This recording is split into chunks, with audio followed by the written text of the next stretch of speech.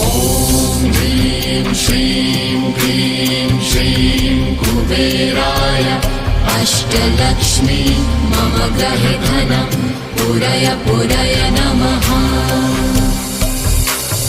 ॐ ह्रीं श्रीं क्लीं श्रीं कुबेराय अष्टलक्ष्मी मम गृहे धनं पुरय पुरय नमः।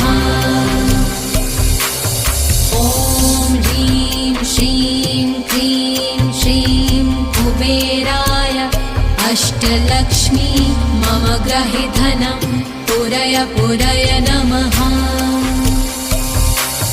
ॐ ह्रीं श्रीं क्लीं श्रीं कुबेराय अष्टलक्ष्मी मम गृहे धनं पुरय पुरय नमः।